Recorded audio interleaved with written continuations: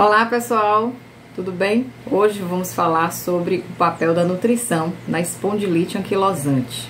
Para quem não conhece essa doença, eu vou explicar direitinho os mecanismos, falar a respeito dos fatores de risco, porque muita gente pode ser portadora dessa doença e não saber. Mas vamos falar sobre isso daqui a pouquinho. Primeiro eu vou dar as boas-vindas a quem está chegando aqui pela primeira vez, quem está assistindo o primeiro vídeo aqui do canal, sejam bem-vindos. Aproveita, já se inscreve no canal, ativa as notificações para sempre que eu postar um vídeo novo você ser notificado e você assistir em primeira mão, tá? Curte, compartilha, deixa aqui sua dúvida, seu comentário, sua sugestão. O canal ainda é novo, tá começando agora e a sugestão de vocês é muito importante. Eu vou receber com muito carinho e vou fazer o melhor possível para que a gente faça esse canal crescer, levando cada vez mais informação de qualidade, informação embasada, baseada na prática clínica, para todos vocês que precisam dessas informações. Então vamos lá.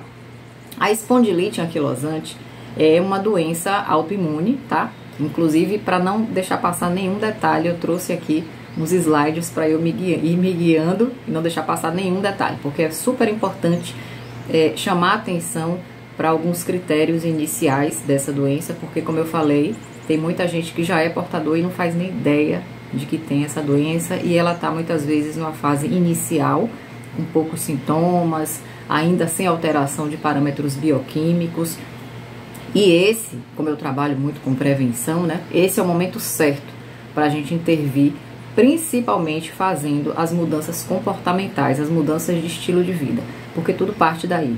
Na medida em que a gente faz essas mudanças no início de qualquer processo, as chances desse processo ser modulado, ser tratado com mais eficiência, você não ter sequelas, né? Não precisar de tratamentos invasivos no futuro, são muito maiores. E o mais importante, que é o que eu mais prezo, que é a qualidade de vida, independente da situação em que você esteja.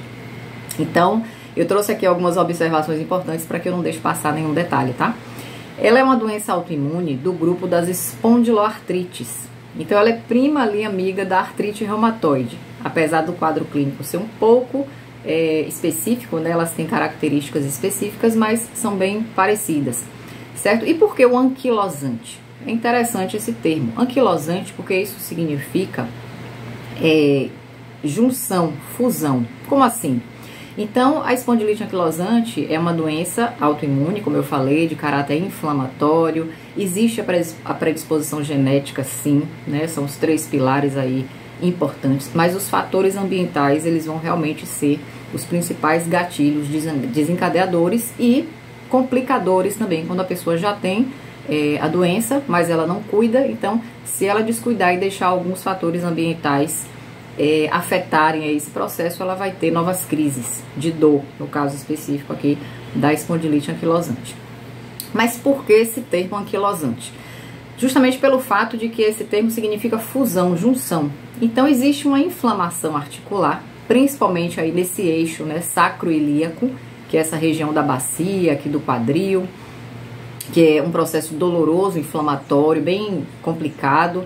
No início a pessoa sente poucas dores, pouco desconforto, mas como eu falei, às vezes ela se automedica, não procura o acompanhamento médico, não procura verificar se já tem casos na família, né, que já foi denominado com esse nome dessa doença, ou se tem familiares com qualquer outra doença autoimune, porque é muito importante, não necessariamente você vai ter, porque você tem casos de doença autoimune na família, a mesma doença autoimune de pessoas da sua família. Pode ser que seja outra doença autoimune, né, a qual você vai ficar vulnerável, mas não necessariamente a mesma. Então, às vezes, a pessoa tem alguns casos de doença autoimune na família e ela começa com esses primeiros sintomas e ela não se dá conta, tá? Então, esse desconforto nessa região aí sacroilíaca, de dor, principalmente pela manhã ao acordar, e essa dor permanece ali ao longo das primeiras horas do dia, já é um primeiro, vamos dizer assim, sintoma clínico, né, da doença. E por que a anquilosante? Anquilosante porque é a fusão, é a junção. Então, com o tempo, eu estava vendo um estudo até que afirmava que ao longo de 10 anos é a média para que os pacientes portadores da doença, que não fazem nenhum tipo de intervenção, nem no estilo de vida, nem medicamentosa, é o tempo médio que eles evoluem até que aconteça o processo de fusão, de junção dessas articulações. Então você imagina, né? As articulações, como o próprio nome diz, elas têm essa capacidade, essa flexibilidade. Então a articulação dos dedos, do quadril, da coluna. Na medida que esse processo inflamatório avança, e a média que eu vi nesses estudos é de 10 anos, essas articulações começam a se fundir, ou seja, como se elas calcificassem, elas juntassem. E daí você imagina, né, a grande complicação, o grande comprometimento que isso vai gerar para a qualidade de vida dessas pessoas, ou seja, a dificuldade de mobilidade, para as atividades simples do dia a dia. Então é um nível de gravidade da doença já bem avançado e que a gente pode e deve evitar, certo? É uma doença muito mais comum em homens jovens, não diferente da artrite reumatoide, que é mais comum em mulheres de meia idade. A espondilite anquilosante é mais comum em homens jovens, mas isso não impede de que mulheres jovens ou em idade mais madura sejam acometidas, tá? Tudo é uma questão de combinação de dados, eu sempre digo assim, é a genética com o estilo de vida. Então, às vezes, duas irmãs gêmeas, né, acontece muito isso, tem exposições ambientais, estilos de vida diferentes, apesar de terem uma mesma genética, uma desenvolve determinadas patologias e a outra não desenvolve patologia absolutamente nenhuma. Porque tudo isso está relacionado ao conjunto de fatores aos quais você se expõe. Então a genética não é determinante, já se sabe disso. Mas os fatores ambientais, sim. A genética, ela é só um fator ali predisponente, né? Um fator que vai favorecer, mas não vai determinar. Então, voltando à questão da autoimunidade, como eu falei, toda e qualquer doença autoimune, ela tem o pilar genético, existe a inflamação sistêmica, tá? E existe a desregulação imunológica. Então, tem pessoas que confundem assim, na doença autoimune a pessoa tem uma imunidade exacerbada ou imunossuprimida. Como é que acontece isso? Na verdade, existe uma desregulação, tá? Nessa desregulação, basicamente, as células imunológicas de defesa, elas não reconhecem o que é próprio do organismo do que não é. Então, para ela, todo mundo é inimigo, tá? Essa é a base dessa desregulação imunológica que tanto se fala das doenças autoimunes. Então, ela não sabe quem é inimigo, quem não é, então ela ataca indiscriminadamente. Basta que esse sistema imunológico seja ativado. Então, basicamente, assim, quem é que ativa esse sistema imunológico? A permeabilidade intestinal é um ponto importante, né? E partindo dessa permeabilidade intestinal, a gente vai falar de uma série de componentes alimentares que, uma vez atravessando essa permeabilidade intestinal aumentada, vai hiperativar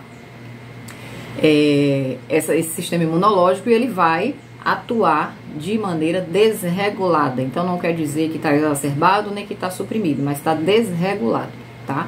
Um outro fator super importante é o aumento crônico do cortisol. Então, o cortisol também, quando ele está cronicamente elevado, nas situações de estresse crônico, aquela pessoa que é constantemente irritável, aborrecida, estressada, de forma crônica, esse aumento do cortisol também é um fator que vai ativar essa desregulação, né, do sistema imunológico nas doenças autoimunes e também vai desmetilar genes, ou seja, vai tornar os genes ativos, os genes relacionados à doença autoimune. Aquilo que eu falei anteriormente, a pessoa pode ter uma genética não só para doença autoimune, mas para qualquer outra doença, e ela conviver com esse gene silenciado, ou seja, caladinho, a vida inteira.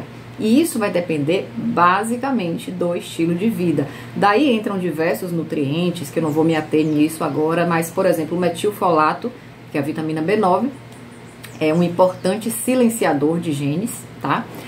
O controle do estresse e as estratégias todas de relaxamento, de respiração e etc. Esse controle mantido do estresse emocional, da produção do cortisol, também é um fator que silencia genes. É por isso que o estilo de vida, mais uma vez, é quem vai silenciar ou ativar genes defeituosos, ok? Quais são os fatores de risco? Então, o que é muito importante as pessoas que têm espondilite anquilosante ou que têm, já está percebendo alguns sintomas, está desconfiando que seja, mas não procura atendimento médico ainda, continua com o estilo de vida desregrado em alguns aspectos. Então, o que é importante essas pessoas perceberem já a princípio, tá? Para que possam intervir o quanto antes.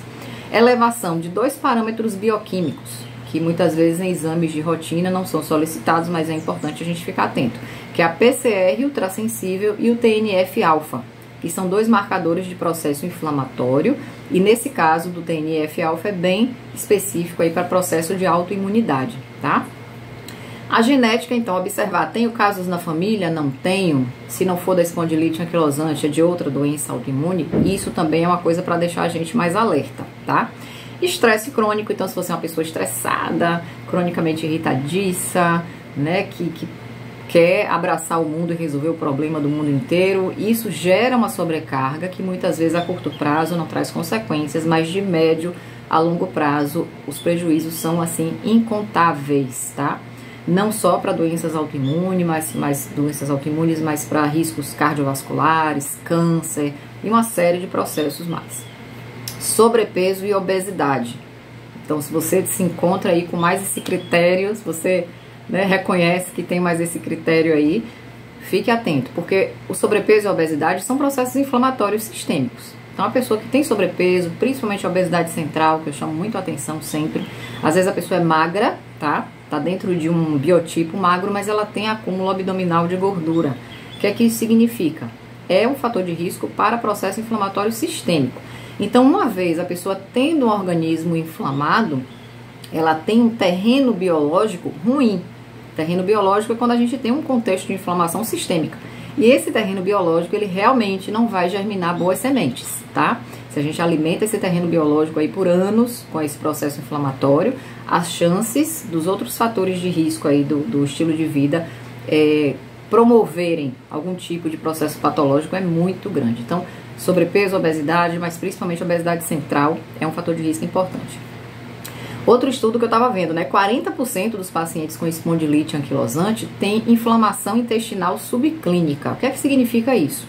A gente sabe que processo inflamatório no intestino, quem já teve ou conhece alguém que tem, né? No caso da doença inflamatória intestinal, é um processo doloroso. A pessoa tem muita cólica, tem diarreia, ela não consegue absorver as coisas que ela come, ela é cheia de restrições alimentares. Isso a gente chama de processo inflamatório propriamente dito, né, no intestino. Mas o processo inflamatório intestinal subclínico é um processo silencioso. O próprio nome está dizendo, é subclínico, ou seja, a pessoa não tem sintomas aparentes, ela não tem queixas ali evidentes de que ela tem uma inflamação no intestino. Mas como é que a gente entende, como é que a gente desconfia, percebe que pode haver um processo inflamatório subclínico nesse intestino aí? A pessoa tem permeabilidade intestinal aumentada, então ela é uma pessoa que muitas vezes desde a infância tinha muito processo alérgico respiratório, muito processo de alergia alimentar desde a infância, isso se estendeu pela idade adulta. Às vezes aquilo fica um pouco mascarado por um tempo, mas em certas circunstâncias de estresse, né, o glúten que ela consome, a proteína do leite ou qualquer outro alimento proteico, né, que tem uma proteína alergênica, pode desencadear um quadro de alergia assim agudo, mas aquilo não está acontecendo agora, não surgiu agora, aquilo já vem de muitos anos, na grande maioria dos casos, né, por conta desse processo inflamatório subclínico do intestino, essa permeabilidade aumentada que já vem aí de anos, e a pessoa nunca se deu conta e de repente ela tem, por conta de um momento de estresse, né, uma crise aguda de processo alérgico. Uma alimentação muito inflamatória. O que é uma alimentação inflamatória? Bebida alcoólica em excesso e com muita frequência, excesso de embutidos, de alimentos industrializados, excesso de carne vermelha, que tem uma característica inflamatória grande também, né? Excesso de alimentos ultraprocessados, poucas fibras, que aí a gente tem essas fibras nas frutas, nos legumes, nos alimentos mais in natura. Então esse desbalanço nutricional aí também é um importante fator que vocês precisam ficar atentos, tá? Para o risco não só da espondilite anquilosante, né? De várias outras doenças, mas no caso específico aqui que eu estou explicando da espondilite anquilosante. E o tratamento clínico dessa doença, como é que acontece? Por medicações. As medicações que são mais utilizadas, né, quando o paciente já busca o atendimento lá de um reumatologista com muita dor, com muito desconforto e que já está bem evidente ali o quadro clínico diante do olhar do médico, apesar de que a nível de exame de imagem, exame radiológico, muitas vezes o paciente não tem alteração nenhuma visível. Mas a queixa principal é muita dor, e uma dor localizada nessa região, né, do quadril, do glúteo, que começa pela manhã, então é bem característico. Aí o médico vai dar o diagnóstico baseado nessa visão clínica em alguns marcadores de inflamação, como eu citei anteriormente, principalmente PCR e TNF-alfa, né? São os mais importantes, assim, para a espondilite anquilosante. Mas o tratamento clínico medicamentoso, ele vai visar a melhora da mobilidade, uma melhora da dor, para que isso melhore a qualidade de vida do paciente e futuramente evite as complicações relacionadas àquelas fusões articulares, né, que eu citei no início. Basicamente é isso. E as principais medicações são os corticosteroides, os anti-inflamatórios não esteroidais, tá? E os inibidores do TNF-alfa, que eu falei que normalmente a princípio no exame bioquímico esse TNF-alfa está alterado, que são os imunobiológicos. Só que o que é que acontece? A depender de como esse paciente se comporta com o tratamento, se ele não tem um cuidado com o estilo de vida, com a mudança alimentar, o tratamento da saúde intestinal, evitar aqueles alimentos ruins que eu citei agora há pouco, a tendência é que ele não tenha uma melhora significativa desses sintomas, né, dessas dores, desse desconforto. Então a tendência é que o médico ele vá modificando as medicações, aumentando a quantidade, aumentando doses, e a gente sabe que toda medicação alopática ela tem certos efeitos colaterais. E chega um ponto do tratamento que a quantidade de drogas utilizadas é tão grande, porque na visão médica tradicional, o que vai realmente tratar são as medicações, tá? Mesmo que todo o estilo de vida do paciente não esteja adequado. E aí, na medida que essa quantidade de medicações, essas doses aumentam, a chance de aumentar bruscamente os efeitos colaterais é muito grande. E os efeitos colaterais, gente, muitas vezes são piores até do que os próprios sintomas da doença. Então, no caso específico aqui, existe muito efeito colateral a nível de trato digestório, certo? Diarreia, náusea, vômito, muita fadiga. Então, os efeitos colaterais das medicações, às vezes, são piores do que a própria doença. O que é muito importante o paciente com espondilite anquilosante acompanhar, monitorar, tá? A densitometria óssea, porque é muito comum, é muito prevalente nos pacientes portadores da espondilite anquilosante uma maior fragilidade óssea ao longo do tempo, certo? Então, mesmo com um curto período da doença, a fragilidade óssea que esse paciente tem, né, ele tem uma densidade mineral óssea menor, é muito grande, por isso a importância de, ao longo do tratamento aí, para a vida toda, fazer regularmente, pelo menos anualmente, a densitometria óssea, tá? Para acompanhar como é que está a evolução dessa questão da fragilidade óssea, que é muito prevalente nos pacientes com espondilite anquilosante. E para a gente fechar, o mais importante aqui do vídeo, que é o foco principal, que é a nutrição. Então, baseado no que eu já falei, dos fatores de risco, dos fatores ambientais que são ruins, que são negativos, já deu para entender mais ou menos qual é o direcionamento que a nutrição vai dar nesse tratamento. Então, o nutricionista, ele precisa ter essa noção, esse conhecimento a respeito da abordagem para o tratamento de doenças autoimunes, certo? Independente da doença autoimune. Mas no caso específico da espondilite anquilosante, é importante conhecer os mecanismos, conhecer os fatores de risco futuros, conhecer as queixas iniciais, para daí ele dar o melhor direcionamento personalizado nesse momento para o tratamento, certo? Então, controlar o peso, gente, primeira coisa. A gente percebeu aí o quanto a inflamação sistêmica ela é um fator importante que piora, que agrava, né, o quadro da espondilite. Tratar a saúde intestinal, ponto básico também, certo? Melhorar a integridade do intestino, e isso aí a gente faz através de alguns fitoquímicos, de alguns aminoácidos, fazendo a exclusão de alérgenos alimentares, e essa exclusão é muito individualizada, não tem receita de bolo. A gente vai investigar todo o histórico alimentar de processos alérgicos, principalmente, que esse paciente tenha tido desde a infância, e a partir dessa observação é que se faz a exclusão, certo?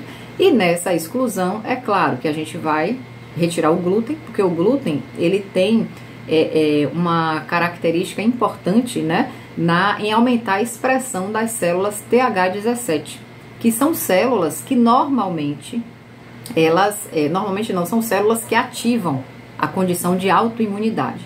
Então, a retirada do glúten já é um fator que vai diminuir essa chance de hiperexpressão dessas células, né, promotoras aí do processo de autoimunidade. Voltando aqui para a saúde intestinal, na medida que a gente melhora a permeabilidade, a gente melhora a inflamação desse intestino, porque o intestino, quando a pessoa tem uma inflamação sistêmica, quando ela tem uma hiperpermeabilidade, é um intestino frágil, fragilizado, inflamado, danificado. A mucosa intestinal, ela é muito delgada, muito fina. E na medida que ela está hiperpermeável, ela está fragilizada, certo? Então a gente melhorar essa inflamação aí, local do intestino, melhorar a recolonização, utilizando durante um período curto no início do tratamento os probióticos, né, que são maravilhosos nesse sentido, porque eles vão recolonizar o ambiente, vão tornar um ambiente mais saudável, certo? E isso, com a exclusão desses alérgenos que eu citei, vai manter a integridade intacta, porque de nada adianta tratar a permeabilidade se você mantém o consumo desses alérgenos, proteína de leite, industrializados, xenobióticos, glúten, né? Porque eles vão continuar danificando, perfurando essa mucosa. Então, de nada vai adiantar trabalhar a integridade se o agente agressor, né, permanece no ambiente. Por isso, a importância de retirada, a princípio, por tempo indeterminado, né, desses componentes alimentares todos. É óbvio que indeterminado, porque cada caso é um caso. Então, o nutricionista vai avaliar cada caso separadamente para fazer o rodízio na hora certa, essa reintrodução, né, desses alimentos no momento certo, de acordo com a evolução do paciente. E outra coisa importante, os pacientes com espondilite anquilosante, boa parte tem um aumento, né, da antigliadina, que é um anticorpo, né? Os anticorpos antigliadina estão presentes em quem tem intolerância ou sensibilidade ao glúten. Então é comum os pacientes com espondilite ter essa mesma característica bioquímica dos pacientes com doença celíaca, certo? Eles não são celíacos necessariamente, mas o aumento da presença desses anticorpos já é um importantíssimo sinalizador de que o glúten não deve entrar ali, tá? Porque já existe um anticorpo presente. A exclusão, né, a gente usa muito o protocolo FODMAPs, que é um protocolo um tanto quanto avançado, restritivo, que é muito utilizado nas doenças inflamatórias intestinais, também é muito bem aplicado e muito bem aceito no sentido assim de resultados para a espondilite anquilosante, mediante esse processo inflamatório intestinal que o paciente com espondilite anquilosante tem. A gente utiliza o protocolo FODMAPs, que é a exclusão, né, de componentes dos carboidratos que são altamente fermentativos quando chegam na mucosa intestinal, no ambiente intestinal, né? Então são os disacarídeos, monossacarídeos, polióis, que são altamente fermentativos, têm uma digestibilidade difícil e não são absorvidos. Então alivia muito, quando a gente faz a exclusão deles, alivia muito os sintomas intestinais. E há um processo de desinflamação dessa mucosa bem rápido, tá? Porém, como eu falei, quando o paciente é submetido a esse protocolo, ele tem que realmente ter um pouco de paciência, né? Ter um pouco de ter determinação, porque ele faz uma restrição maior, mais ampla de vários alimentos, fontes de carboidrato. Então fica a dieta um tanto quanto mais restritiva, porém as melhoras são significativas. E isso eu observo muito em consultório para os pacientes que aderem ao protocolo direitinho, que tem disciplina, que fazem, a melhora dos sintomas é muito grande, tá? E em curto espaço de tempo, se o paciente realmente segue com disciplina. O hormônio D, a vitamina D, mas que é mais bem chamada de hormônio D. E isso aí daria um outro vídeo, né? Se a gente for aprofundar a importância do hormônio D na nossa saúde em todos, absolutamente todos os sentidos, em todos os aspectos. Mas no caso específico da espondilite anquilosante, da doença autoimune, existe, né, já definido dentro do quadro fisiopatológico das doenças autoimunes de uma maneira geral, deficiências no transporte, na conversão para a forma ativa, nos receptores de vitamina D. Então existe deficiência em vários aspectos no paciente com doença autoimune para que ele aproveite, utilize bem a vitamina D que ele ingere. Por isso a necessidade de doses maiores e de um monitoramento sanguíneo, né, bioquímico, mais regular, para que a gente acompanhe sempre esses níveis séricos de vitamina D, para que eles estejam sempre mais elevados, em torno de 60, acima de 60 até, é melhor para os pacientes que têm doença autoimune, porque isso é um reflexo de que está existindo, né, uma modulação ali de todos esses defeitos genéticos relacionados à vitamina D, e o paciente está conseguindo, de fato, utilizar essa vitamina D como deve ser. Então esse monitoramento sanguíneo é muito importante. Não só suplementar a vitamina D aleatoriamente, sem nunca monitorar. Então é importante monitorar porque os pacientes com doença autoimune têm esses defeitos genéticos nessas 3 etapas aí da vitamina D e muitas vezes ele está suplementando e não está de fato biodisponibilizando no organismo, tá? Então a vitamina D é um outro ponto importante. Ômega 3, pelo seu efeito anti-inflamatório, antioxidante, imunomodulador, sobretudo anti-inflamatório, a nível sistêmico, a nível intestinal, a nível articular, certo? Ômega 3 é sensacional, também nas doses adequadas, individualizadas, ok? Reposição de vitaminas e minerais também de forma personalizada, de acordo com a idade, com o sexo, de acordo com o consumo alimentar, certo? Com parâmetros bioquímicos também. Utilização de alguns fitoquímicos específicos com ação antioxidante, anti-inflamatória. Então, observe até aqui a quantidade, né, de benefícios que a atenção, o acompanhamento nutricional vai causar nos pacientes com espondilite anquilosante. Uma série de coisas que a gente tem que fazer, né, que aderir para esse tratamento nutricional ter sucesso. E por fim, uma atividade física de preferência acompanhada, principalmente naqueles pacientes que sentem muita dor, muito desconforto, a realização de determinados movimentos. O importante é que tenha uma atividade que não tenha tanto impacto, pelo menos a princípio, mas a atividade física é mega importante para melhora dessa absorção óssea, né, do cálcio, melhora do metabolismo aí do cálcio, vitamina D, do magnésio. A atividade física é importante para o controle do peso também, para melhorar a mobilidade, não deixar que essas articulações, né, principalmente da região sacroilíaca, elas fiquem limitadas. Então a atividade física também vai ajudar nesse sentido. Acompanhamento médico, porque vocês viram aí que existe uma série de estratégias clínicas, né, também quando necessárias. Terapeuta, e aí eu já expando mais até a questão do acompanhamento psicológico, especificamente. Mas terapeutas que busquem trabalhar essa questão da saúde mental de formas diversificadas, da forma que você mais se adapte, certo?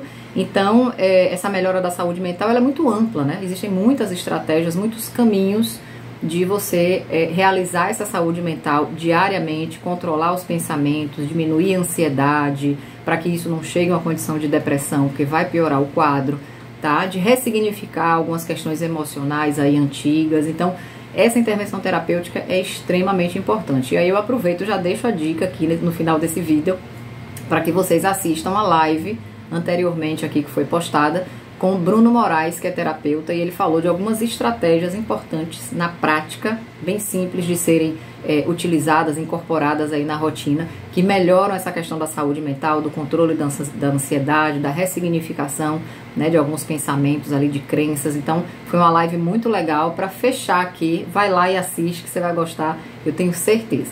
Então, eu espero que esse vídeo aí, que demorou um pouquinho, mas que o meu objetivo foi justamente trazer um vídeo bem completo, né, com todo, não esquecendo de nenhum detalhe, porque é muito importante que os pacientes com espondilite anquilosante entendam todo esse processo aí que eu expliquei e o quanto antes busquem ajuda, tá?